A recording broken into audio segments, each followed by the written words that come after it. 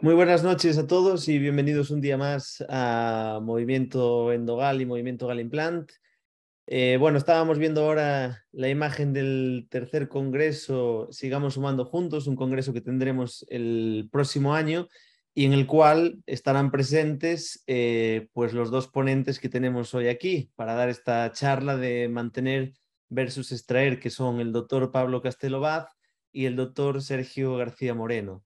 Así que nada, les invito a aparecer aquí con nosotros, a estar con nosotros durante este webinar que tendremos de aproximadamente 1 hora y media, en el cual además al finalizar realizaremos un sorteo entre todos los que habéis participado inscribiéndonos al webinar y siguiendo las redes del doctor Pablo Castelo y del doctor Sergio García. Entonces nada, Sergio, Pablo, bienvenidos.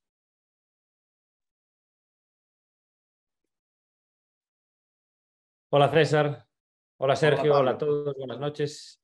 Buenas Espero que noches a estéis todo todos el mundo. bien en casa. Bueno, hoy como hablábamos tenemos una charla interesante y creo que Pablo vamos a darte paso a ti primero para que seas quien dé inauguración a este webinar tan esperado y que tantas ganas teníamos en Movimiento Galimplant y Movimiento Endogal. Muchísimas gracias Pablo y mucha suerte. Muchas gracias a ti César y bueno, decir que es un placer poder estar aquí esta noche y compartir esta charla con Sergio. Bueno, vamos a compartir entonces la presentación. Aquí está. ¿Se ve bien la pantalla, César? Sí, correctamente. Muy bien, pues nada, pues empezamos entonces. Bueno, en primer lugar hablaremos un poquito de pronóstico. También luego hablaremos de toma de decisiones y luego hablaremos de dientes con problemas de soporte perio, problemas restauradores y problemas endodóncicos, ¿no? Bueno, nos centraremos hablando un poquito de la parte de pronóstico más en la parte de endodoncia. Sabemos que la tasa de éxito en endodoncia, ya hay estudios hechos con 1,5 millones de pacientes, y la tasa de éxito es de en torno al 90 y pico por ciento, 93, 95%. Es una tasa de éxito similar o incluso superior a la de los implantes. Por tanto, es un tratamiento que es predecible y es un tratamiento que funciona bien. Pero no siempre hacemos solamente endodoncia, sino que también hay que tener en cuenta que muchas veces hacemos retratamientos y aquí la tasa de éxito cae, sobre todo si la imagen radiolúcida es mayor a 5 milímetros. Rondamos tasas de éxito de en torno al 60-70%. Y no hay que tener en cuenta solamente el pronóstico endodóncico, también hay que tener en cuenta el estado restaurador y periodontal del diente. Además, si tenemos pues una perforación antigua o tenemos una complicación durante el tratamiento como una perforación o una fractura del instrumento, esta tasa de éxito cae, ¿no? Una perforación previa, por ejemplo, la tasa de éxito cae un 30%. Si se nos fractura un instrumento, dependiendo de dónde se nos fracture, pues nos puede caer en torno a un 10, un 20 o más incluso. Y existe otra alternativa, ¿no? Que es la endodoncia microquirúrgica. Bueno, una posible opción es hacer esta preparación a retro y obturación en casos donde tengamos acceso y a lo mejor tenemos pues, coronas, postes, etcétera, y digamos que hay que hacer mucho tratamiento para poder acceder a esa zona de la infección. Y luego tenemos casos combinados, ¿no? Como puede ser este. Esto es un paciente periodontal que acude a la clínica, se hace tratamiento periodontal básico, quirúrgico y presenta una lesión combinada verdadera, endoperiodontal combinada verdadera en la raíz mesiovestibular. Sin embargo, el diente no tiene movilidad, presenta una raíz palatina fuerte y una raíz distal que está bastante aceptable, ¿no? Además, es un paciente muy motivado, muy colaborador después de hacerse este tratamiento periodontal y le gustaría intentar mantenerlo, ¿no? Entonces, ¿qué hacemos? Hacemos retratamiento, restauramos muñón. Para el retratamiento utilizamos estas limas de endogal, el 2509, que es un instrumento muy resistente. Retiramos gutapercha hasta mitad del conducto con este instrumento y posteriormente el 2506, que tiene un muy buen equilibrio entre resistencia y flexibilidad. Pero seguimos manteniendo esa lesión en la raíz mesiovestibular. Vemos como tiene una pérdida de hueso hasta el ápice. Por tanto, ahí lo que vamos a hacer es una cirugía resectiva. Vamos a sacar la raíz mesiovestibular y luego vamos a restaurarlo con una coronita de disilicato de litio monolítico. Además, en este caso, si hubiésemos hecho la extracción, pues probablemente tendríamos que haber hecho una elevación de seno para posteriormente colocar un implante. Por tanto, hay que evaluar los casos no solamente a nivel endodóncico, también obviamente a nivel periodontal y a nivel restaurador. Aquí vemos un poquito el resumen del caso. Por tanto, siempre vamos a tener que tomar decisiones, ¿no? Es decir, cuando llega un paciente a la clínica, con o sin dolor, con o sin un problema restaurador o periodontal, que muchas veces es más complejo el problema restaurador que el problema endodóncico. Debemos evaluar siempre el pronóstico endodóncico, periodontal, restaurador y el tipo de paciente. Y hay que tener siempre en cuenta también qué ocurre si realizamos la extracción. Y siempre hay que valorar la opción de un implante, ¿no? Pues si es digamos que si tenemos que hacer mucho tratamiento o digamos que no se puede mantener haciendo un esfuerzo razonable, los implantes son una muy buena alternativa. Como luego nos hablará Sergio, son una muy buena alternativa, un tratamiento predecible, sobre todo en manos expertas como puede ser la de Sergio y sobre todo cuando utilizamos material de Galimplant, material de calidad como puede ser, por ejemplo, los implantes Galimplant. Lo que buscamos es salud y beneficio a largo plazo del paciente. Siempre buscamos tratamientos predecibles y hay que tener en cuenta todo esto, ¿no? El tipo de paciente y si, por ejemplo, vamos a colocar un implante, si es un paciente fumador, si es un paciente que ha tenido patología periodontal, si es un paciente diabético. Aquí sabemos que los implantes van a funcionar peor. Obviamente, como comentaba, también depende del operador y del tipo de implante que vayamos a colocar y de la filosofía luego prostodóntica. A nivel de paciente, todo lo que os comentaba y también el operador, el material, la técnica, si presenta patología sistémica, si el paciente es fumador o no. Y hay casos donde no se va a poder hacer un esfuerzo razonable. Por ejemplo, en este caso, cuando limpiemos esa caries, ese diente pues, se va a quedar probablemente sin la raíz distal. Un paciente, o sea, muy tocado a nivel periodontal, a nivel endodóncico, a nivel restaurador. Este otro caso, muy tocado a nivel restaurador, a nivel endodóncico, a nivel periodontal. Bueno, no se va a hacer un esfuerzo razonable, no se debe hacer un esfuerzo razonable en este caso, entonces son dientes que son de extracción. Y luego hay casos límites como puede ser este, ¿no? Paciente muy motivado, pero que está muy tocado a nivel endodóncico, vemos esa imagen periapical, fístula. A nivel restaurador vemos ahí esa corona filtrada que invade los tejidos supracrestales de inserción. Bueno, bastante tocado, ¿no? Entonces, podríamos valorar la extracción. Yo, de hecho, al paciente cuando le vi le dije que creía que el diente lo más probable es que lo perdiese, pero bueno, lo podemos intentar. Si el paciente está motivado, lo podemos intentar. En este tipo de casos, lo fundamental es siempre llegar a la longitud de trabajo. Aquí retiramos la corona, retiramos el poste, conseguimos llegar a la longitud de trabajo y si llegamos a la longitud de trabajo, conseguimos glide path, conseguimos instrumentar, vamos a poder desinfectar bien y a mí me gusta siempre dejar una medicación con hidróxido de calcio y ver cómo evoluciona esa fístula. Si esa fístula a las 3-4 semanas desaparece, digamos que el caso está evolucionando bien. Entonces, digamos que le podemos dar una oportunidad, ¿no? Aquí, este es el material que nosotros tenemos, el endocalcium de Endogal, que es un material que es muy fácil de llevar, fácil de retirar y presenta unas cánulas finitas que nos permite llevar bien el hidróxido hasta abajo.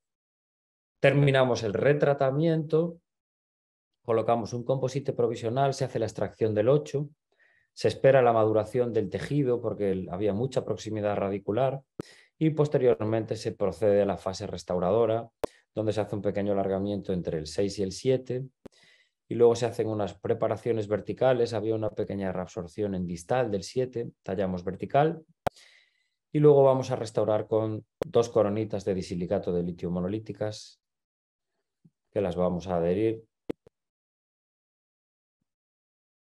Y ahí estarían las 2 coronitas de disilicato de litio monolíticas adheridas, ¿no? Pasamos de esa situación a esta otra. ¿Problemas con soporte periodontal? Muy frecuente, ¿no? Muy frecuente. Pacientes adultos, la enfermedad periodontal, como sabéis, es una de las patologías más prevalentes. Y en este caso también un paciente que acude con dolor, un absceso periodontal a nivel de S6. Hacemos el tratamiento de conductos, hacemos tratamiento periodontal básico y hacemos también un tratamiento de amputación de la raíz distal que ahora vamos a ver. Esto como era un caso normal, esta es la secuencia, digamos que utilizamos de forma habitual para los casos normales, ¿no? Nuestra lima Preca, que es una lima que tiene baja conicidad, un 1%, un diámetro en punta de 12, instrumento 1503, 2004, 2506, si queremos abrir un poquito arriba el 2509, y luego dependiendo del diámetro apical podemos terminar en calibres más grandes, en 30, 40, 50. En este caso los conductos palatinos los terminábamos en un 30. Pagar la calefacción.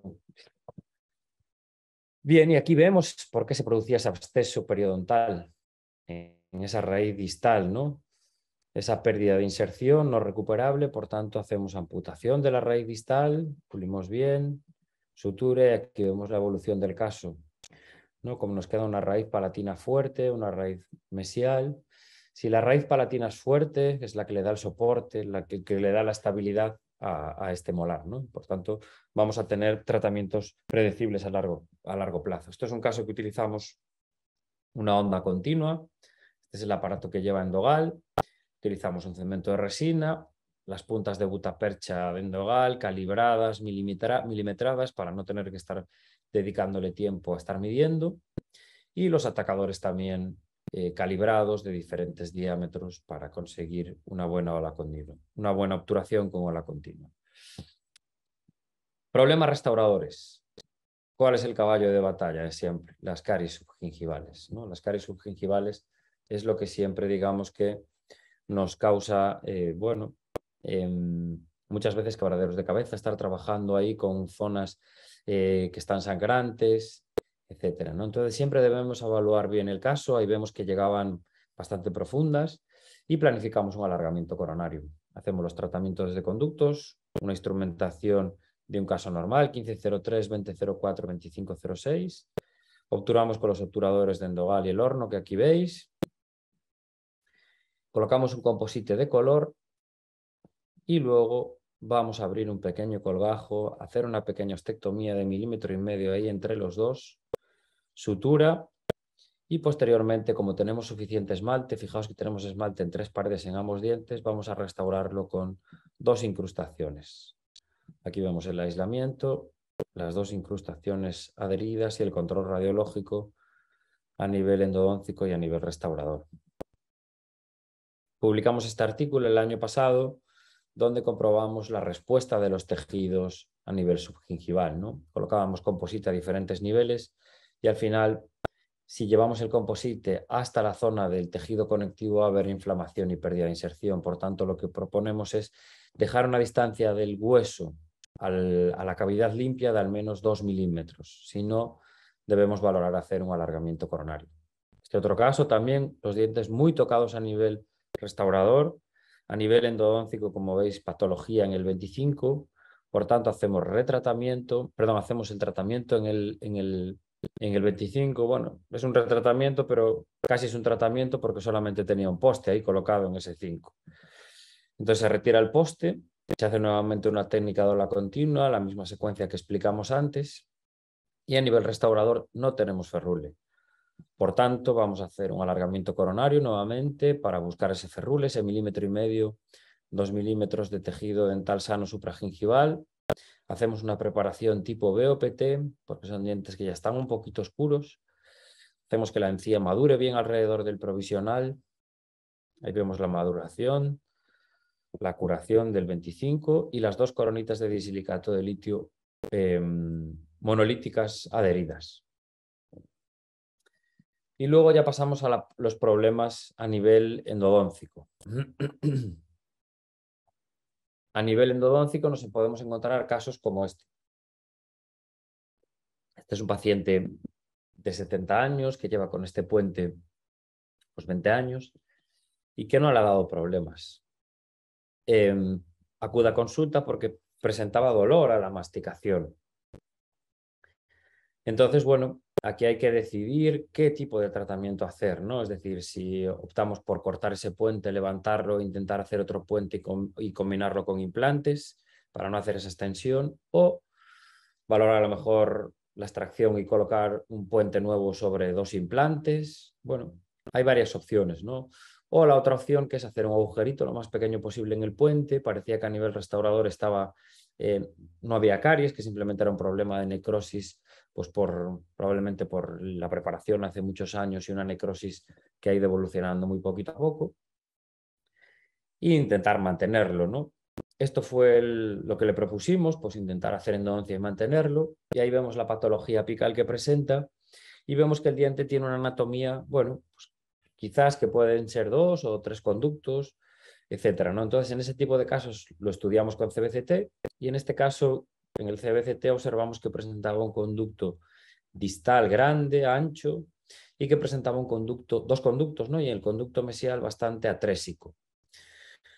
Por tanto, bueno, debemos abordar el caso teniendo en cuenta todo esto, ¿no? Entonces, ahí vemos al abrir el conducto distal, que ya realmente lo vemos. Estos son los espejos que también lleva Endogal, son unos espejos que se llaman CIRC, son muy luminosos y permite ver con muchísima claridad el interior del conducto, ¿vale? Entonces, estos espejos, bueno, sirven para todos los tratamientos, son muy, muy luminosos.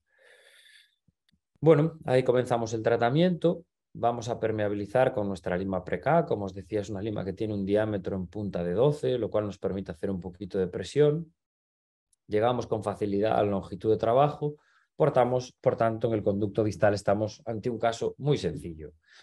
Entonces, en este caso, nos saltamos la lima 1503, vamos directamente al 2004 y trabajamos en rotación continua.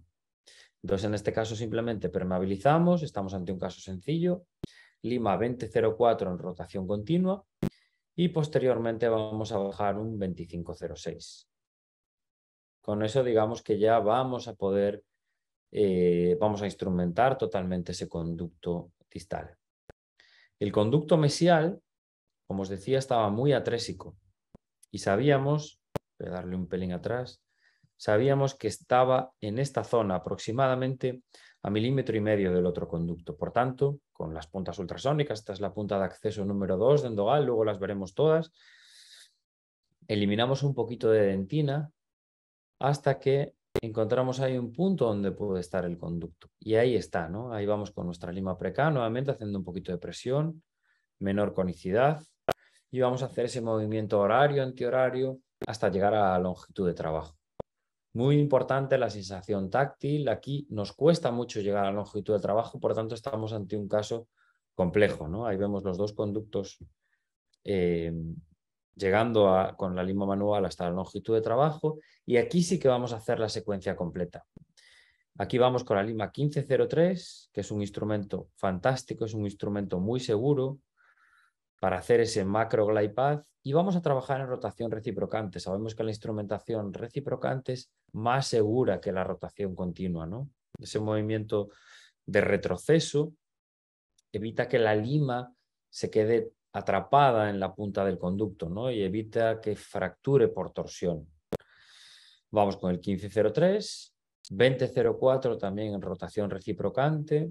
Durante todo el procedimiento vamos a bajar 3-4 milímetros, trabajar por ciclo 3-4 milímetros, retiramos, irrigamos, comprobamos que el conducto esté permeable y volvemos a bajar nuevamente la lima.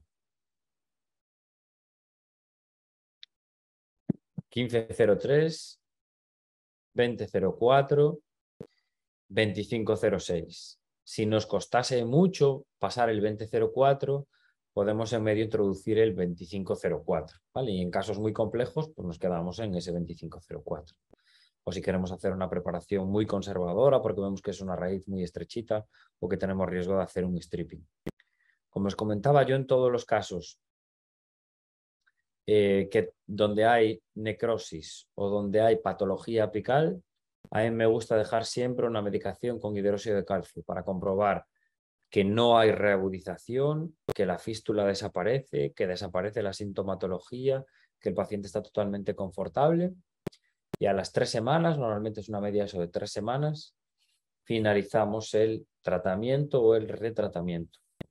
¿Vale? Aquí hacemos la irrigación, una irrigación preobturación con hipoclorito que activamos ultrasónicamente, EDTA y hipoclorito de nuevo.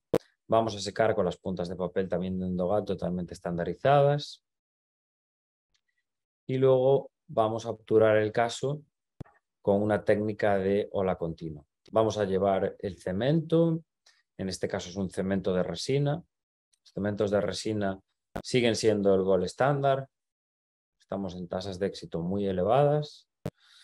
Ahí estamos comprobando el ajuste con la gutapercha, con las líneas de longitud. Vemos que estamos justo a la longitud de trabajo y ya vamos a hacer la obturación con la unidad que lleva Endogal. Ahí hacemos esa prueba de econometría y ahí vamos a hacer ese down pack. Muy importante para hacer la ola continua, comprobar que el ajuste a 4 milímetros es el adecuado y comprobar que el atacador que tenemos a esos 4 milímetros también nos va a compactar muy bien la gutapercha. Posteriormente vamos a hacer ese backfill, vamos a inyectar gutapercha a nivel coronal.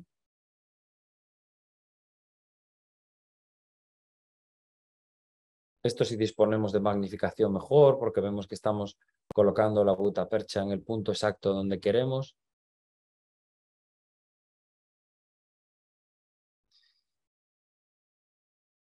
Y en el conducto mesial vamos a hacer exactamente la misma técnica, ¿no? Una técnica de ola continua.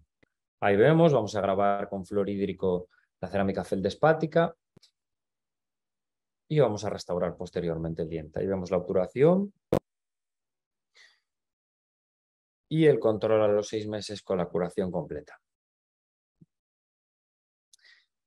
¿Podemos utilizar los instrumentos de Endogal en rotación reciprocante? Sí, realmente se pueden utilizar cualquier lima en rotación reciprocante. Fijaos aquí en esta imagen. La imagen de arriba es una reciproc, que como veis corta en sentido antihorario, y la de abajo es una M2, que corta en sentido horario. Realmente es el mismo instrumento, pero dado la vuelta.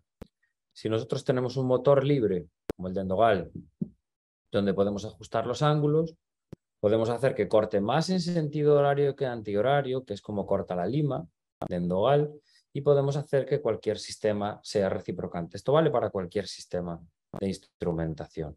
¿Vale? Este es el motor. Y aquí vemos las puntas que hemos utilizado, ¿no? Voy a disminuir aquí un poquito. Creo que se me ve bien en la pantalla.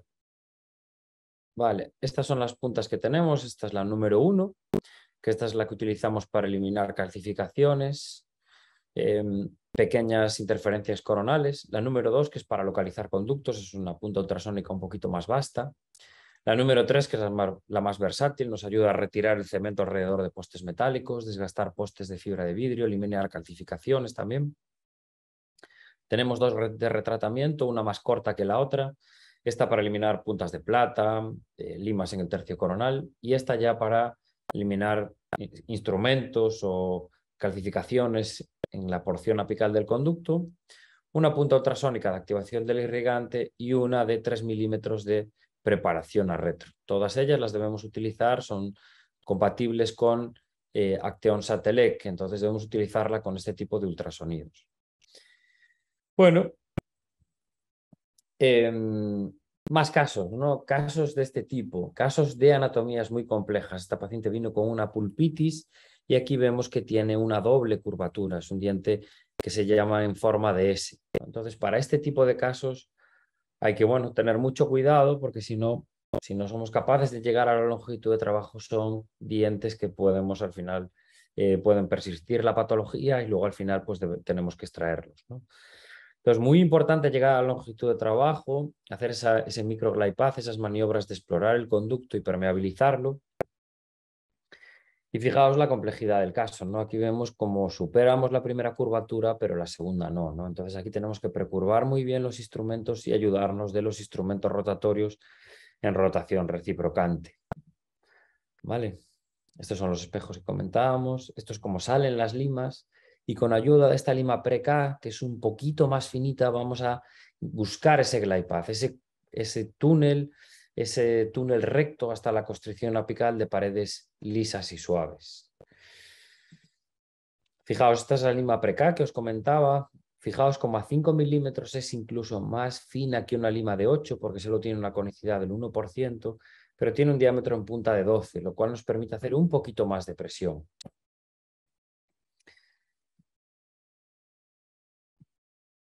Y ahí vamos a conseguir llegar hasta la longitud de trabajo. Nos vamos a ayudar de la lima 1503 en rotación reciprocante. Sabemos que la rotación reciprocante es mucho más resistente tanto en fatiga cíclica como por el estrés de torsión. Entonces, en este tipo de casos donde los instrumentos sufren mucho, debemos utilizar estas técnicas de rotación reciprocante. Hacemos la obturación, luego hacemos la fase restauradora, teníamos suficiente estructura y así es como finalizamos el caso, ¿no? Este tipo de casos de curvaturas, si conseguimos terminar en un 0,6, pues nos va a ayudar los obturadores a sobrepasar estas curvaturas. ¿Vale? Y casos muy difíciles, pues nos quedaremos en un 20,04 o en un 25,04, es decir, haremos la secuencia completa 15,03, 20,04 y 25,04. ¿Vale? En este tipo de anatomías complejas. Y si no, tenemos la siguiente opción, ¿no? Que es la cirugía apical. Como en este caso, en este 6, un paciente que viene con dolor agudo, en este 6 presentaba ahí ese perno muñón enorme, una corona, tenía acceso desde vestibular, comprobamos que estaba justo en esa raíz mesiovestibular, entonces para no romper todo el diente decidimos acceder quirúrgicamente. Vemos que casi hay una comunicación con el espacio del seno, entonces bueno, ahí abrimos, retiramos la lesión, retiramos los ápices y comprobamos cómo en esa raíz mesiovestibular había un istmo muy grande, que lo que tenemos que hacer es preparar a retro. Esta es la punta que lleva un dogal. Abrimos muy bien toda esa zona de istmo en esa raíz acintada. Colocamos nuestro Evo MTA, que es un material que es polvo y gel. Vale, aquí pone líquido, pero realmente es un gel. Es muy fácil de mezclar y nos permite llevar con mucha facilidad el material. Fijaos ahí en la espátula cómo lo podemos llevar de un solo incremento hasta esa porción apical. Sutura, controla el año, controla los 2 años y el control radiológico, ¿no? Como vemos ahí, como ha cicatrizado. Yo no me quiero demorar más para dejarle paso a Sergio. Os animamos a participar en a que vengáis al tercer Congreso Internacional de Galimplant y Endogal. Por la parte que toca en la parte de endodoncia, ¿no? Decir que contaremos con el doctor Ricucci, con la doctora Olga Zemliakova y también a nivel restaurador vendrá el doctor Sidney Kina. Y, bueno, y esto todo junto con todos los grandísimos ponentes que luego pues, nos contará un poquito Sergio y César también, ¿no? A nivel quirúrgico. Bueno, yo por ejemplo me gusta mucho Pablo Mesquita, me leí su libro de reconstrucción estética de tejidos y bueno, la verdad es que son unos máquinas, ¿no? El doctor Linkevicius con el Zero Bone Loss, que seguramente nos habla mucho Sergio de todo esto. Y nada más, muchas gracias por esta parte y ya, como no, hará el placer de escuchar a Sergio, que él sí que va a hacer cosas bonitas. Muchas gracias, Pablo. Enhorabuena por tu presentación, porque la verdad es que he alucinado con el nivel. Yo tengo un poquito de experiencia en endodoncia, que ya lo he dejado porque la verdad es que no me gustaba mucho y he alucinado porque, vamos, para mí eso es ciencia ficción, de verdad, lo que consigues hacer, Pablo, de verdad. Bueno, vamos a ver que voy a ir poniendo aquí lo mío, compartir pantalla. Ciencia ficción son esas cirugías, yo ahora sí que... Bueno. Ahora sí que voy a alucinar. Bueno, yo ya os dejo. Venga. Ánimo, Sergio. A ver, chao. se está viendo bien, ¿no? Vale. Sí, perfectamente. Vale, perfecto. Pues a ver un segundito que me quito aquí unas cosillas para ver bien la pantalla y listo. Bueno, buenas noches a todo el mundo. Como veis, me ha tocado hoy hacer de polimalo y defender la parte de extracción y de colocación de implantes en este debate que hemos creado en el día de hoy. Y antes de que nadie se empiece a poner nervioso, quiero deciros lo primero de todo que obviamente no vengo a defender que hay que quitar dientes para colocar implantes y que todos sabemos y todos estamos de acuerdo que lo más importante y lo mejor para nuestros pacientes siempre va a ser intentar hacer todos los esfuerzos razonables, como nos decía Pablo, por intentar mantener sus piezas, porque como sus propios dientes no va a haber absolutamente nada. Pero sin embargo, en la charla de hoy sí que me gustaría hablar de cómo los avances en implantología nos están ayudando cada vez más a tener unos resultados cada vez más estéticos, cada vez más mantenibles en el tiempo y cada vez más predecibles en general. Y cómo debemos tampoco no demonizar los implantes y ver hasta qué punto podemos cada vez tener más cerca esos resultados que podemos tener en implantología con respecto a tener dientes. Ay, perdonadme, que no sé si me corre. Vale, porque cuando comparamos dientes e implantes, pues siempre va a haber dos problemas o dos factores negativos que siempre vamos a tender a asociar a la implantología, que son el posible desarrollo de perimplantitis de esos implantes que puedan comprometer su éxito a largo plazo y la estética de las rehabilitaciones implantosoportadas que pongamos encima de esos implantes. Después de la extracción de un diente para colocar un implante, pues siempre vamos a tener una alteración morfológica y volumétrica de los tejidos, tanto a nivel de tejidos duros como de tejidos blandos, y esa alteración volumétrica y morfológica pues se puede traducir en que aunque nosotros hagamos nuestra rehabilitación prostodóntica lo más bonita posible, con todos los matices y con la mejor selección de colores, pues puede que si el entorno no es favorable, pues que no consigamos una restauración que sea mimética y que sea lo suficientemente estética para nuestros pacientes. Entonces, lo que vamos a ver hoy es cómo estos nuevos conceptos en implantología que os decía nos van a ayudar a luchar contra esos dos problemas, contra la perimplantitis y contra restauraciones implantosoportadas que no tengan una estética deseada. Y vamos a ir viendo un poquito estos dos aspectos para ver cómo podemos luchar contra ellos. La perimplantitis, para todos los que nos dedicamos a esto de la implantología, sabemos que es pues, el principal problema con el que tenemos que lidiar todos los días en nuestra consulta y lo que más quebraderos de cabeza nos trae. Sabemos que es una enfermedad muy prevalente y que a día de hoy se describe que puede estar asociada con más de 100 factores de riesgo. Pero dentro de todos esos factores de riesgo hay 4 que la mayoría de la literatura y especialmente este famoso workshop de la Federación Europea de Periodoncia y de la Asociación Americana de Periodoncia resaltan como los factores de riesgo más íntimamente desarrollados con el riesgo de desarrollar perimplantitis por parte de nuestros pacientes. Y esto sería el historial previo de periodontitis, una pobre higiene oral, que nuestros pacientes sean fumadores, o que nuestros pacientes sean diabéticos, con toda esta interrelación que veríamos en esta tablita de aquí. Y estos factores que están más que estudiados, más que validados su relación con la perimplantitis y sobre los que se ha escrito y hablado tanto, pese a tener una importancia tan crucial y una correlación tan directa, nuestro papel como clínicos de cara a conocer la existencia de estos factores de riesgo y poder prevenir el desarrollo de perimplantitis por parte de los pacientes que tengan estos factores de riesgo, pues es un poco tangencial, un poco una acción un poco indirecta, porque pues es cierto que podemos crear programas de mantenimiento pues con una rutinariedad un poquito más frecuente para nuestros pacientes, instruirles en medidas de higiene oral, intentar motivarles para que dejen de fumar o que puedan tener bien controlados sus niveles de glucosa. Pero si bien va a ayudar, la correlación entre lo que nosotros hacemos y decimos a que no haya perimplantitis, pues va a ser un poco medio-medio.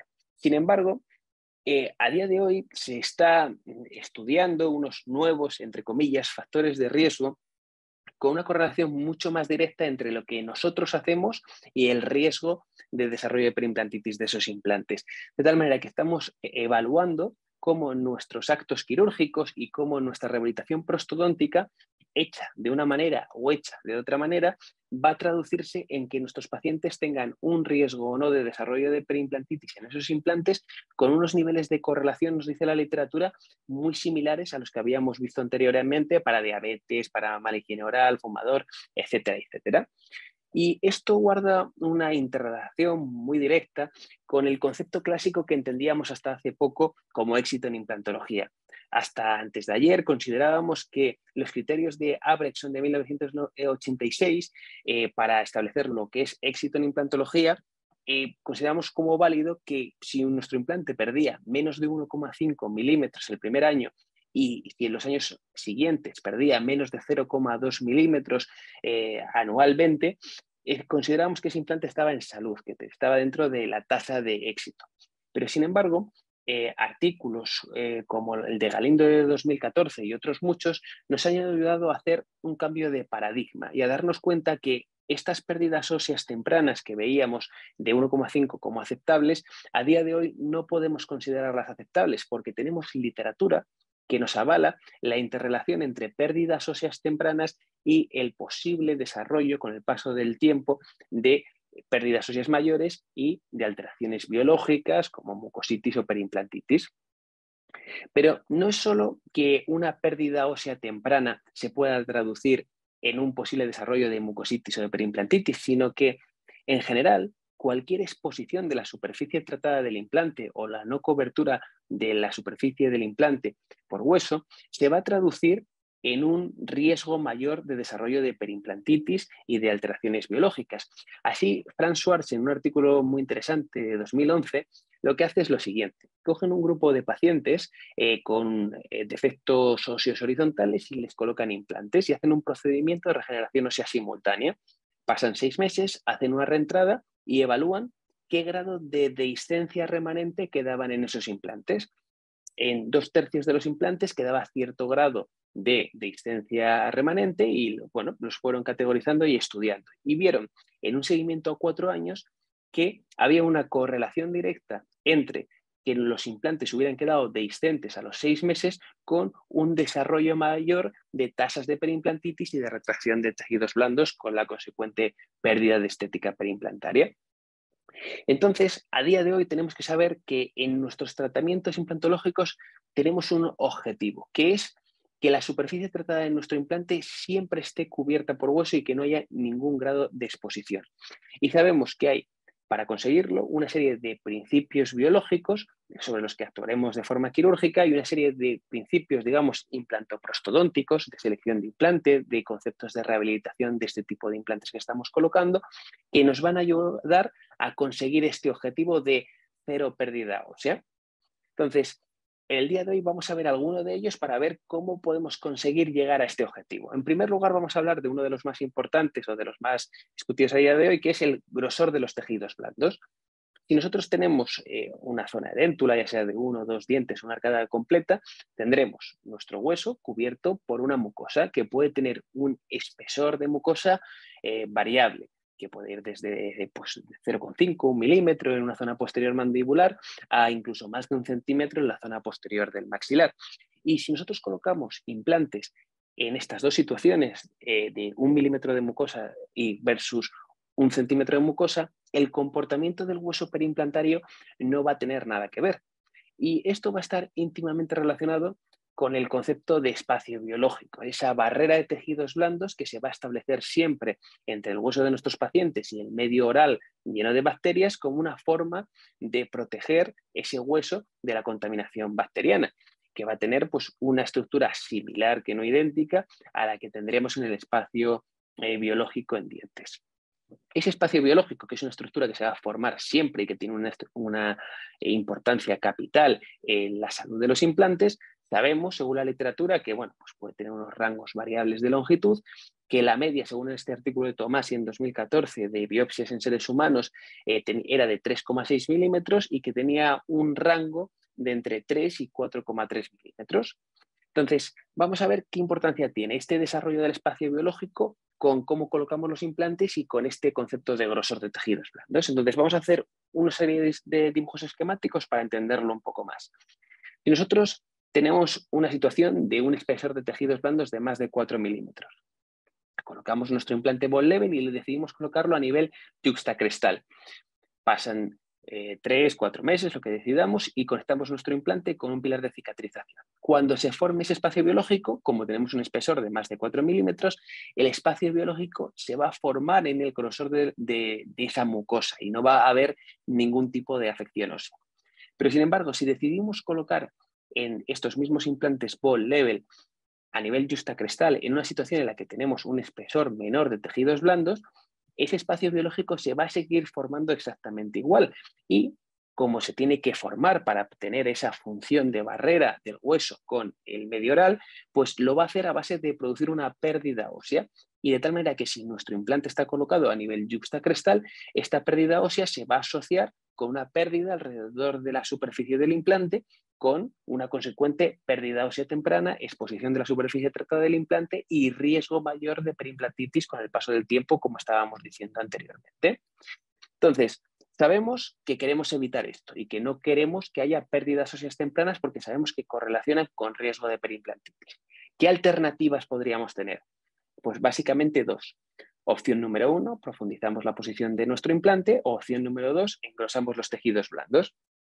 Si vamos a profundizar la posición de nuestro implante, lo que vamos a hacer es que colocamos nuestro implante 1 o 2 milímetros infraóseo, lo conectamos a boca y va a seguir habiendo un remodelado óseo, porque el espacio biológico se tiene que formar igualmente, pero ese remodelado óseo no va a tener una relación con el hueso periimplantario y no va a haber una pérdida ósea temprana.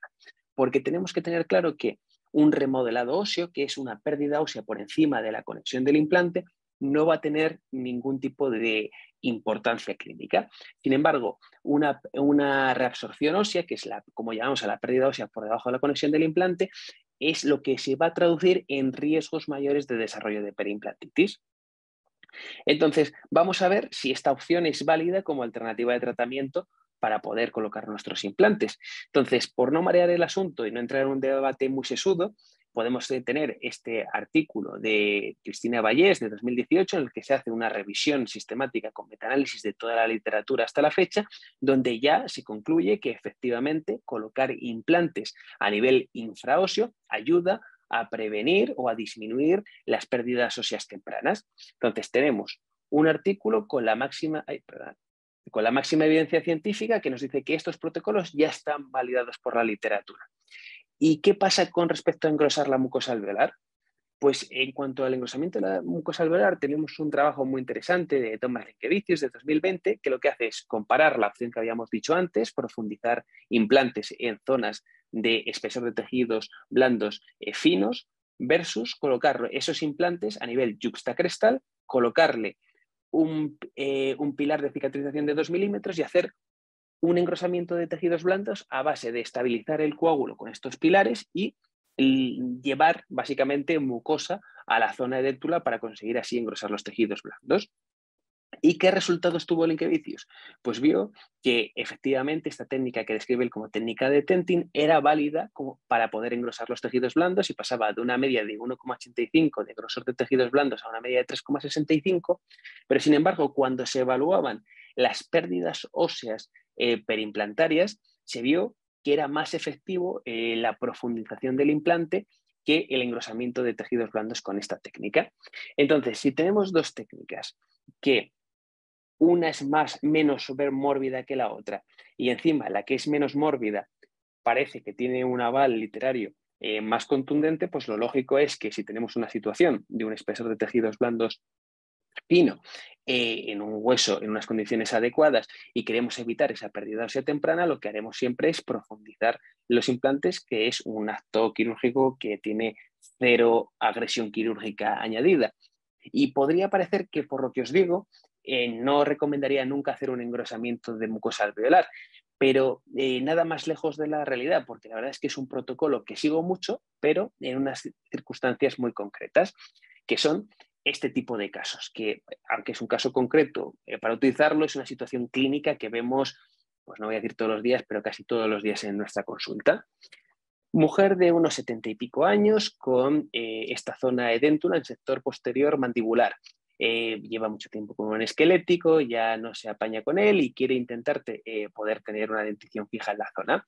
Vemos que tiene ese aspecto en la inspección intraoral como de filo de cuchillo en la zona más crestal.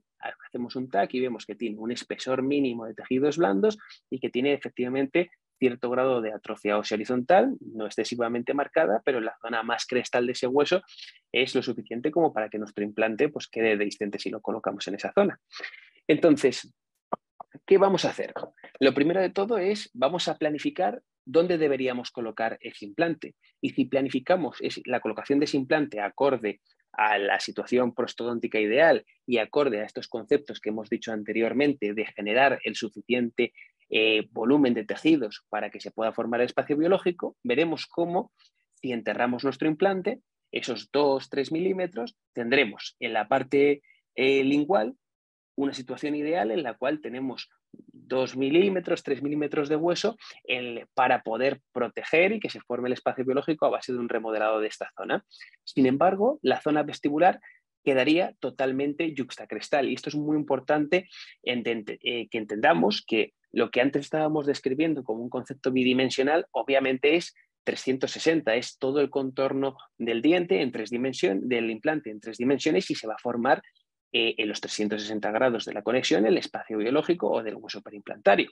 Entonces, tenemos una situación correcta por lingual y una situación desfavorable por vestibular, porque si bien el implante estaría recubierto por hueso, tenemos un espesor de tejidos blandos de 1 milimetrillo, se forma el espacio biológico y hace seguro una reabsorción ósea que conllevaría la distancia del implante, la pérdida ósea temprana y el mayor riesgo con el tiempo a desarrollo de alteraciones biológicas en forma de mucositis y posterior periimplantitis.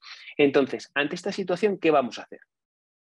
Opción número 1, digamos clásica, hago una regeneración ósea horizontal en la zona y entonces pues tengo remodelado por lingual, tengo remodelado por vestibular y tendría la solución resuelta para seguir dejando mi implante en una situación de 0 pérdida ósea inicial. Opción número 2, lo que puedo hacer también es hacer un engrosamiento de los tejidos blandos que me permita ganar ese volumen de tejido por encima de la conexión de mi implante, pero esta vez, en vez de haciéndolo con este procedimiento, que si lo comparamos con este va a ser mucho más mórbido, con un procedimiento más rápido, menos agresivo, con un tiempo de tratamiento mucho menor y un menor número de cirugías. Entonces, si comparábamos injertar mucosa, hacer injertos de tejido blando para conseguir esa cera pérdida ósea inicial, con profundizar implantes, pues salía perdiendo hacer esos incrementos de grosor de tejidos blandos con injertos. Pero sin embargo, si lo comparamos con regeneración ósea, va a ser mucho menos mórbido y mejor tratamiento hacer este tipo de abordaje en esta situación tan común. Y eso hacemos. Colocamos nuestros implantes sumergidos por lingual esos 2-3 milímetros y por vestibular podéis ver aquí la conexión de los implantes que queda totalmente yuxtacrestal. Afortunadamente, nuestra paciente no tenía ni 7 ni 8 y podemos recolectar pues, un injerto de tuberosidad bastante generoso que suturamos por vestibular y colocamos unos pilares de cicatrización para que nos ayude a estabilizar el injerto en esa parte vestibular y se quede exactamente donde queremos que haya ese engrosamiento de los tejidos y ese aumento de volumen. Liberamos los colgajos para conseguir un cierre primario sin tensión y así dejamos el caso. Pasan 3 meses y esta es la situación que tenemos. Con un solo acto quirúrgico hemos conseguido que tengamos de una cresta con aspecto de filo de cuchillo, tener una cresta gruesa donde, si os fijáis en el escáner intraoral, antes teníamos una caída desde lingual hacia vestibular, en pendiente hacia vestibular, y ahora tenemos casi inverso, tenemos más volumen de tejido por vestibular que lo que tenemos por lingual. Entonces hemos conseguido que en el vestibular se forme el espacio biológico en ese grosor aumentado de mucosa y el lingual a base de remodelado. ¿Cuál es el resultado? Que como veis en la periapical, al tomar las medidas, donde que hacemos la radiografía para ver el ajuste de los scan bodies, tenemos el remodelado óseo que esperábamos, pero tenemos 0 pérdida ósea para darle la mejor situación de partida a nuestros implantes. Y finalmente colocamos estas coronas en circonio monolítico, donde seguimos constatando que efectivamente tenemos 0 pérdida ósea alrededor de esos implantes, tenemos un entorno mucoso favorable, donde además, pues gracias a ese grosor aumentado de cresta en la zona más importante, pues conseguimos que además la comodidad del paciente sea mucho mayor de cara a higienización y de cara al mantenimiento correcto de la corona. Y hemos visto cómo es imprescindible o es altamente recomendable, según la literatura, colocar implantes a nivel subcrestal en unas determinadas situaciones, como son las que os digo de grosor fino de tejidos blandos. Pero no va a ser la única situación clínica en la que nos veamos obligados a colocar nuestros implantes a nivel subcrestal. Cuando nosotros estamos haciendo implantes post-extracción, colocaremos siempre los implantes a nivel subcrestal. Y cuando nosotros estamos haciendo procedimientos de regeneración ósea horizontal o vertical, esto podría ser un poco más cuestionable, pero para mí es una firme creencia que la colocación ideal de esos implantes, sobre todo en regeneración ósea vertical, es a nivel subcrestal 100%. Entonces, si sumamos la indicación de implantes post-extracción, implantes colocados en zonas regeneradas, implantes colocadas en zonas de hueso cicatrizado con espesores de mucosa inferiores a 2 milímetros, pues nos damos cuenta que prácticamente en el 80% de los casos necesitamos colocar nuestros implantes a nivel subcrestal para hacer las cosas de forma conveniente, según nos dice la literatura a día de hoy. Pero tenemos que tener en cuenta una cosa muy importante, que no todos los implantes pueden ser colocados a nivel subcrestal. Y según Thomas Linkevicius, que hablábamos antes de él, que es uno de los autores que más se ha investigado sobre el tema, que más ha divulgado sobre el tema y que más ha estudiado en general todo este tema de cómo conseguir la pérdida ósea cero alrededor de los implantes, lo que nos dice Linkevicius, avalado por sus estudios y avalado por una revisión de toda la literatura de forma rotunda y sistemática, es que un implante que va a ser colocado a nivel subcrestal debería tener las siguientes características. Debería tener platform switching, cambio de plataforma, debería tener una conexión cónica de no más de 20 grados y debería no tener una parte pulida en la parte vertical del implante, ¿no? En la parte horizontal nos daría un poco más igual, pero en la parte de la conexión a nivel vertical, como estos dos implantes, deberíamos evitar cuellos pulidos para evitar pérdidas óseas mayores, porque según nos dice Linkevicius y según nos dice la literatura en general, si colocamos implantes que no cumplan estos preceptos a nivel subcrestal, es probable que en vez de estar consiguiendo un resultado mejor, lo que estamos haciendo es todavía más daño que si estuviéramos colocando nuestros implantes a nivel yuxtacrestal o supracrestal. Esto es un tema que a mí personalmente me parece apasionante y súper interesante, pero bastante extenso como para hablarlo en un webinar de 30-40 minutos.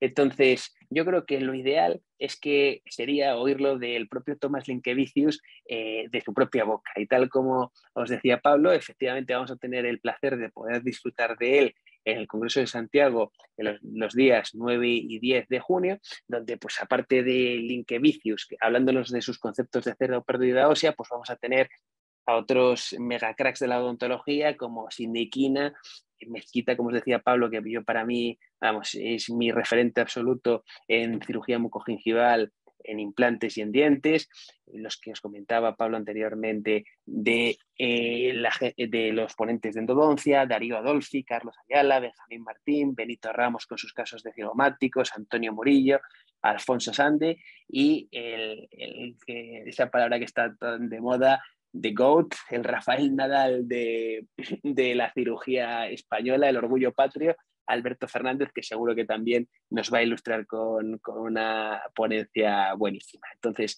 os invito a todos a que escaneéis este código BIDI que tenéis aquí para poder tener más información del Congreso, poder apuntaros y poder ver bien pues, todo lo que tiene esta reunión que ofreceros, donde creo que además me parece una idea buenísima por parte de Agalimplan y Endogal, el poder juntar cirujanos, prostodoncistas, periodoncistas con endodoncistas, porque yo, por ejemplo, pues en esta charla de Pablo, pese a que ya no toco una lima, pues me ha venido genial para refrescar un montón de conceptos y saber qué se puede hacer y qué no se puede hacer, y no decirle a un paciente que no se puede hacer algo porque no lo sepa hacer yo, sino pues puede tener todas las armas posibles y saber cómo podemos enfocar los tratamientos de nuestros pacientes de la forma más multidisciplinar y saber cómo poder delegar y compartir esos tratamientos con otros profesionales para darle lo mejor a nuestros pacientes.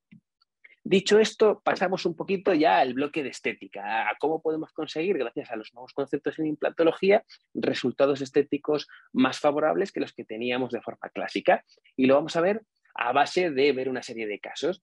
En primer lugar, os traigo este caso de un chico joven, tendrá unos 31 o 32 años, con un biotipo gingival fino y que acude con este 21 con una movilidad muy importante y dolor.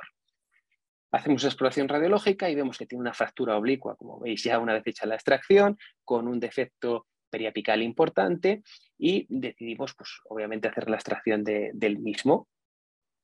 ¿Y qué vamos a hacer? Vamos a quitar el diente y vamos a colocar nuestro implante. Y ese implante, creo yo que lo ideal sería que siempre vaya colocado a nivel infraóseo. Para mí, creo que es obvio que un implante post-extracción no puede ir nunca yuxtacrestal.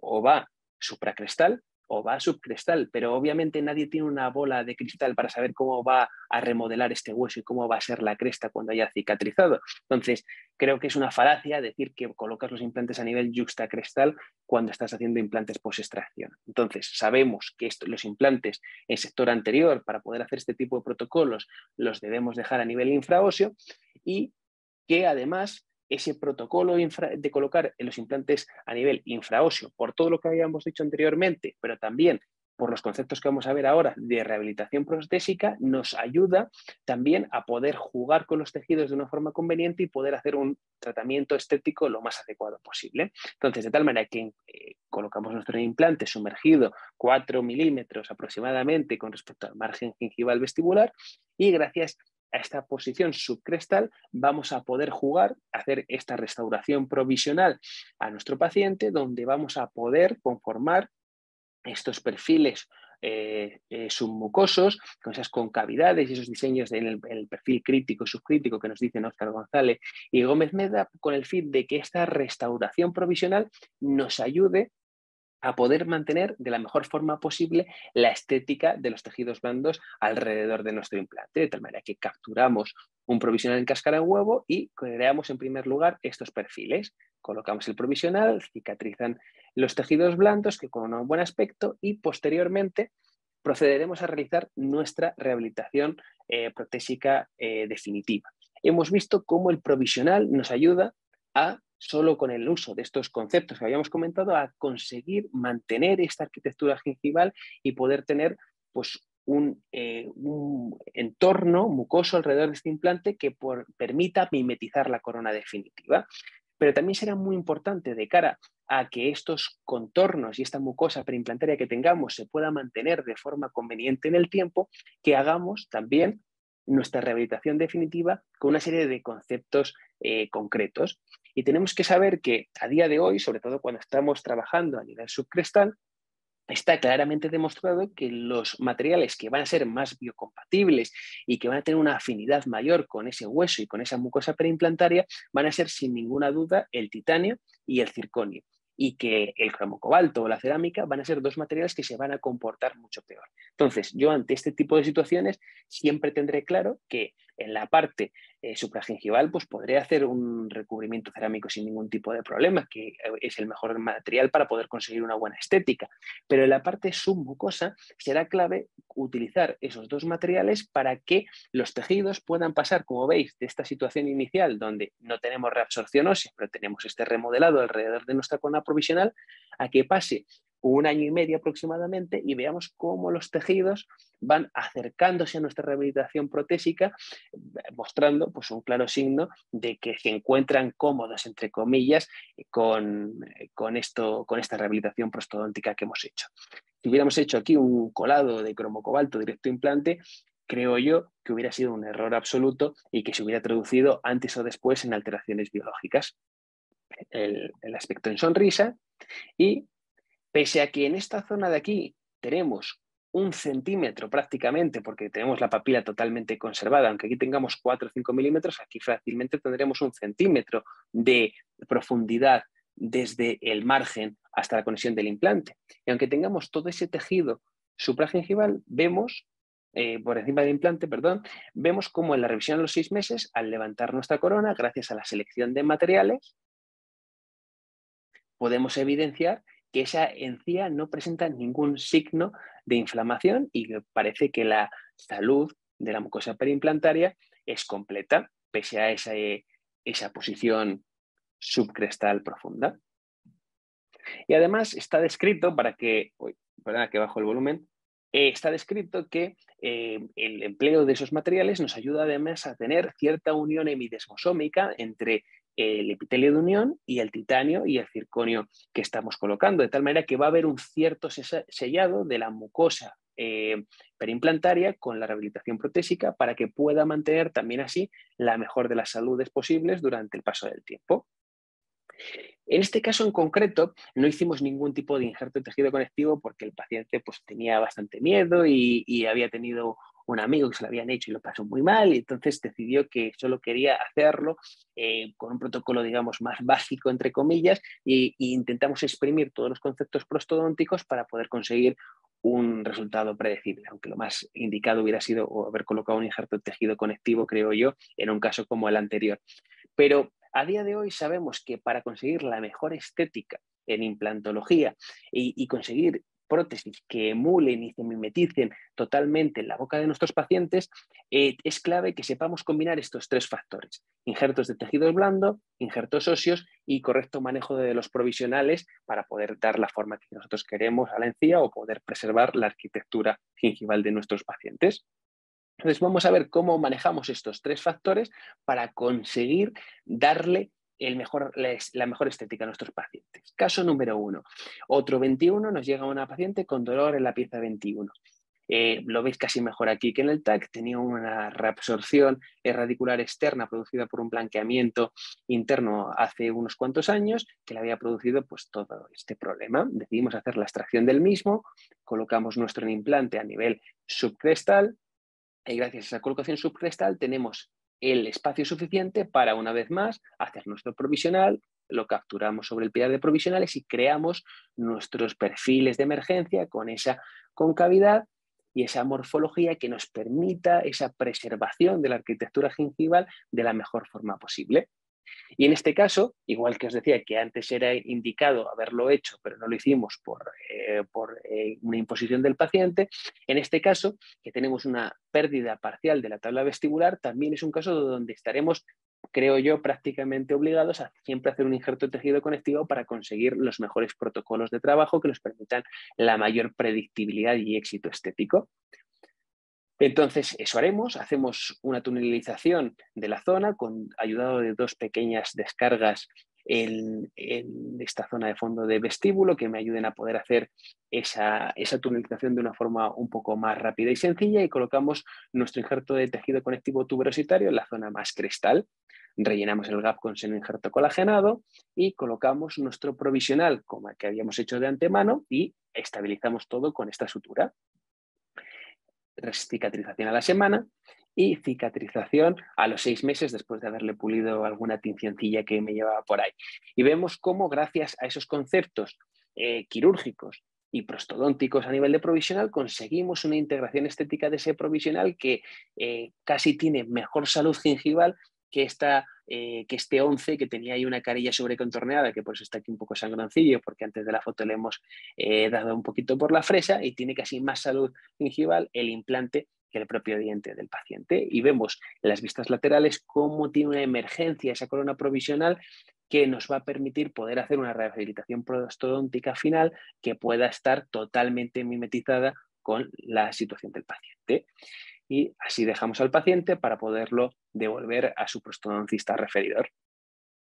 Pero no todos los pacientes son bocas como los que habíamos visto anteriormente, de bocas relativamente sanas, donde solo hay un problema puntual de un diente que se ha partido, que ha tenido una reabsorción o que ha tenido un problema puntual que tenemos que solucionar.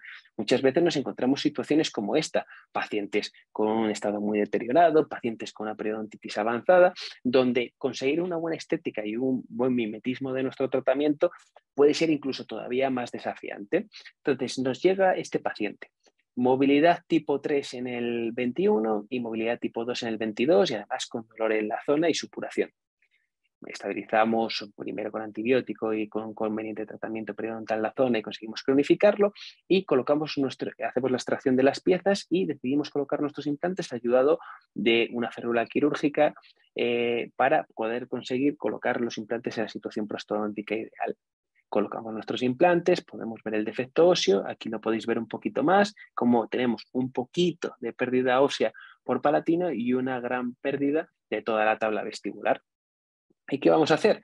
Pues para poder darle el mejor entorno perimplantario a nivel biológico y a nivel estético esos implantes, lo que hacemos es una regeneración con un mix de senoinjerto y autoinjerto, cubrimos con una membrana de colágeno y la perforamos con 2 pilares rectos estéticos para poder colocar nuestra prótesis provisional y una vez más jugamos a combinar todo. Provisionales, injertos de biomateriales y injertos de tejido conectivo y cogemos esta tuberosidad que colocaremos un poco en forma de silla de montar en la zona donde sabemos que vamos a tener más problema para conseguir el volumen adecuado final, que va a ser esta zona de 21 donde tenemos ese defecto tan importante. Y además, gracias a esa colocación en silla de montar, podemos hacer la regeneración sin necesidad de tener que hacer un avance muy grande de toda la línea mucogingival que pudiera comprometer el resultado estético y podemos seguir manteniendo los tejidos de una forma un poco más conveniente. Colocamos esta restauración provisional a los 3 días y este es el estado de los provisionales una vez que han pasado 6 meses. Y si vemos los provisionales, vemos que tenemos una situación en el cual el entorno alrededor de esos implantes no es ideal. Vemos como en este 12 no tiene encía queratinizada por vestibular y como en este 22, al haber hecho el implante post-extracción, pues tampoco tenemos encía queratinizada por vestibular. Tenemos este pequeño ribetito por mesial, pero por distal no tenemos absolutamente nada. Entonces, ¿qué vamos a hacer? Tenemos una pérdida de fondo de vestíbulo por la regeneración y nos falta encía queratinizada por vestibular de este implante. Pues haremos una vestibuloplastia y un injerto de tejido conectivo para ganar queratinizada. Y una vez que ya hemos hecho nuestro procedimiento, vemos cómo podemos pasar de esta situación con este déficit óseo a una situación en la que tenemos una estética bastante razonable que nos permite mimetizar en un entorno tan difícil esta rehabilitación prostodóntica y que pueda pasar casi por sus propios dientes, aunque obviamente pues nunca va a ser exactamente igual. Pero no solo que tengamos un mimetismo estético, es que tenemos una salud perimplantaria completa, con una correcta encía queratinizada por vestibular, un buen espesor de tejidos blandos y un entorno óseo alrededor de esos implantes completos sin nada de pérdida ósea. Aquí, bueno, tenemos un pequeño vídeo de la restauración para ver el resultado final un poquito más. Muy bien. Hemos visto un caso de típico problema de un central, un caso de un paciente periodontal, pero para mí, y creo que para muchos otros, el reto siempre es la arcada completa que queremos conseguir que tenga la mejor estética posible y que la prótesis implantosoportada que le demos a nuestros pacientes parezca que emerge de la encía y que son los propios dientes del paciente. Nuestro objetivo será conseguir pasar de una situación como esta, paciente que viene con un puente fracasado en la parte anterior y estos implantes en posterior, a una situación como esta, con una arquitectura gingival que permita mantener una prótesis en un entorno estético lo más favorable posible para que esta prótesis pueda abrazar, para que esta mucosa pueda abrazar esta prótesis y que podamos conseguir un resultado como este, que si bien, pues nunca son dientes, pero que pueda ser lo más favorable posible y lo más estético posible para nuestros pacientes. Entonces, ¿cómo vamos a hacer para conseguir este tipo de resultados? Pues una vez más vamos a combinar los 3 factores que habíamos visto anteriormente. Provisionales, injertos óseos, injerto de tejidos blandos. Paciente que le quedan 5 dientes en la arcada superior, caries subgingivales en todos ellos, un estado muy deteriorado, y decidimos claramente hacer la extracción de todos ellos. Quitamos todos los dientes, colocamos un total de 7 implantes y repetimos una vez más. Lo que vamos a hacer es colocar estos 3 injertos de tejido conectivo que sacamos de la zona posterior palatina y una vez más nos ayudamos de una incisión tipo vista para poder llevar de una forma más sencilla y rápida los injertos a la posición deseada. Suturamos, tomamos medidas y entregamos una prótesis provisional a los 3 días y gracias a ello podemos darle pues, esa estética y esa calidad de vida a nuestro paciente y además una prótesis que permita ir modelando y manteniendo la arquitectura de esos tejidos que tenemos en la zona. De tal manera que 4 meses más tarde este es el aspecto de los tejidos blandos donde podemos crear esta morfología que va a permitir abrazar esta prótesis para conseguir darle a nuestro paciente pues, una prótesis final con la estética más razonable posible y sabemos que, bueno, pues una vez más que nunca van a pasar por dientes totalmente, pero hacemos todo nuestro esfuerzo pues, para intentar no dar solo dentaduras a nuestros pacientes y dientes con encía artificial y poder hacer lo máximo posible por volver a la situación inicial de los mismos, pero no solo tener una buena estética, sino, una vez más, tener cero pérdida ósea alrededor de todos estos implantes colocados. Visión lateral. Y bueno, por último, acabar concluyendo que, una vez más, un correcto manejo quirúrgico y prostodóntico nos ayudará a evitar la exposición de la superficie tratada de nuestros implantes y reducir las tasas de perimplantitis, que los protocolos de preservación y regeneración alveolar nos permiten conseguir resultados estéticos más favorables y más mantenibles en el tiempo. Y no puedo terminar sin decir que efectivamente siempre vamos a preferir un diente a un implante, pero que cada vez es mejor alternativa a la implantología cuando no podemos mantener esos dientes. Muchas gracias a todos. Sí, ahora creo que vamos a hacer un turno de preguntas para poder debatir ahí un poquillo, pero si alguno pues, quiere hacer alguna consulta de forma un poco más privada, os dejo aquí mis canales de contacto donde comparto también mi trabajo y estaré encantado de responderos. Bueno, Sergio, muy bien. Muy bien también, Pablo. Bueno, animar a la gente a que realice preguntas a través del chat que podéis encontrar ahí en la parte inferior si estáis en vuestros ordenadores. Y bueno, podéis hacerlos desde el chat o desde el apartado de preguntas. La primera que tengo es para Pablo, que nos dicen, Pablo, que ¿por qué no usas OHCA con yodo como la pasta de Maisto que desinfecta y esteriliza más que solo el OHCA? Gracias. Bueno, se sabe realmente que el hidróxido de calcio es más que suficiente, es un material muy básico. Normalmente el proceso infeccioso está en un medio muy ácido, entonces con el hidróxido de calcio solo es más que suficiente. Es más, se está vetando la pasta yodofórmica en Europa, por tanto cada vez es más difícil de conseguir. Entonces, bueno, con el hidróxido de calcio es más que suficiente, no tiñe, es fácil de colocar y fácil de retirar. Entonces, un poquito sería la respuesta. Vale. Bueno, también evidentemente hay un montón de felicitaciones para los dos. Os voy a leer también una de nuestro compañero Alberto Fernández desde Ibiza, que nos dice: mi más sincera enhorabuena a los dictantes, me ha encantado las dos partes. Que Sergio dice que te has pasado con la descripción hacia su persona, pero que te lo agradece. Me queda corto porque me da vergüenza, pero bueno, no quería pasarme. Un buen amigo que está aquí siempre a pie de cañón en Movimiento Galimplante y Movimiento Endogal. Un fuerte abrazo, Alberto. Gracias por escucharnos, Alberto. Un También nos abrazo. dicen, bueno, nos dice Pedro Telenti que quiere felicitar a Sergio y a Pablo por su exposición y su agradecimiento también a nuestro compañero Antolín por la invitación. Entonces, bueno, entiendo que es un compañero de Asturias que también nos manda ese saludo. Y ahora viene otra pregunta, esta va para Sergio en este caso, que nos dicen que por qué esperas 3 días después de la carga.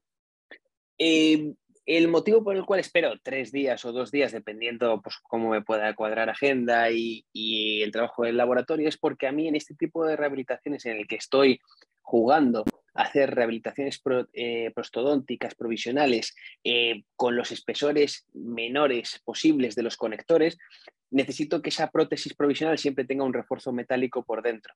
Y entonces yo no le puedo hacer el refuerzo metálico en clínica, necesito tomar medidas y mandárselo al laboratorio, y con el que yo trabajo pues no tarda menos de esas 48 horas, 72 horas. Entonces para mí es clave siempre, porque el principal factor de riesgo de fracaso en carga inmediata es la fractura del provisional. Entonces, pues para minimizarlo e ir con el máximo grado de seguridad, prefiero hacer estructuras provisionales lo más seguras posibles, y si tengo que esperar 5 días, espero 5 días, pero lo importante es que ese provisional no se me aparta durante la osteointegración de esos implantes. Vale, otra pregunta en este caso va para Pablo, que dicen cuál es el par adecuado para movimiento reciprocante en limas endogal, si es distinto según la marca de la lima reciprocante. Sí, es diferente según la marca. Para endogal, el movimiento es 120 grados horario, 30 grados antihorario, ¿no? Nosotros en los estudios que hemos hecho en la universidad es lo que nos daba mejor resultado, con torques altos, con torque de 4, para conseguir que la lima avance con bastante fuerza. Pero es 120 horario, 30 antihorario, 450 revoluciones por minuto. Vale. Bueno, nos preguntan también, Sergio, si podrías volver a explicar lo de la colocación de implantes en arcada completa, pero en este caso recordarles a todos los asistentes que el vídeo que estará subido en nuestro canal de YouTube y que podrán volver a ver cualquiera de las partes del mismo por si se ha quedado alguna cosa en el tintero. Vamos a leer una pregunta porque, bueno, tenemos más, pero para que esto no se nos vaya mucho de tiempo y poder, pues, que la gente vaya a cenar y que también Sergio y Pablo puedan cenar y descansar, que mañana seguro que tienen un día muy atareado. Preguntan también, pues, esta es para Sergio, si tiene las características adecuadas el implante IPX de Galimplant para su colocación infracrestal. Bueno, no he querido decirlo de forma explícita, pero vamos, o sea, quiero decir, todos los casos que habéis visto en esta charla son implantes IPX de Galimplant y es que a día de hoy no, vamos, a día de hoy y en los últimos 2-3 años no coloco otro. O sea, para mí, no lo digo por decir, estos conceptos que os digo de Linkevicius, pero que no es de Linkevicius, que es de la literatura, desde que los conocí, desde que me empapé de ellos y los asimilé bien, ha cambiado mi forma de ver la implantología. Yo antes utilizaba implantes, que no voy a decir marca, pero de conexión interna típica, y no era consciente del grado de, o sea, pues de lo que estaba pasando, de esas reabsorciones y esas pérdidas óseas tempranas. Entonces, pues cuando no sabes, no puedes evaluar. Y ahora que lo sé, veo cómo van comportándose mis implantes con el tiempo y veo que efectivamente todo lo que me dice el Linkevicius y todo lo que me dice la literatura de ese enfoque prostodóntico y de ese tipo de conexiones es real. Y pasa siempre. Puede haber alguna situación, me enseñaron una vez un hexágono externo que le habían colocado infraóseo y que no tenía pérdida ósea. Pues bueno, pues quiero decir, una cosa es lo posible y otra cosa es lo probable. Y entonces, si tú quieres lo probable de éxito y de cero pérdida ósea, tienes que utilizar conexiones cónicas y Galimplant, con el implante con platform switching, Galimplant, y no cuello pulido, que hay otros muchos implantes que tienen cuello pulido y ese es un debate ahí que es un poco más bueno, pues tenso entre comillas, porque hay otras marcas que intentan llevarlo a otro terreno, pero lo que nos dice la literatura es que si tú estás colocando a nivel infraóseo, hay un montón de literatura que si tú metes el cuello pulido a nivel infraóseo vas a tener una pérdida ósea mínima hasta la transición entre parte pulida y parte tratada. Entonces, pues si la literatura está diciendo eso, pues utiliza un implante cónico con cambio de plataforma que no tenga cuello pulido en la parte vertical del implante para poder tener resultados predecibles y avalados por la literatura. Así que nada, daros las gracias, Sergio y Pablo, por estar hoy aquí con nosotros, por estar también con nosotros en junio en ese Congreso Internacional del que ya habéis hablado. Y bueno, os esperamos de nuevo en Movimiento Galimplant y Movimiento Endogal muy pronto. Pues ahí estaremos. Muchas gracias a ti, César. Muchas gracias, César. Gracias también a todos los asistentes que nos envían saludos desde muchas partes del mundo, entre ellos México, Ecuador, evidentemente España. Y bueno, os esperamos muy pronto con nueva formación, con formación en directo, en vivo, y recordaros que mañana podréis encontrar este webinar en nuestro canal de YouTube. Muchísimas gracias y hasta pronto. Adiós. Gracias, adiós. Chao, chao.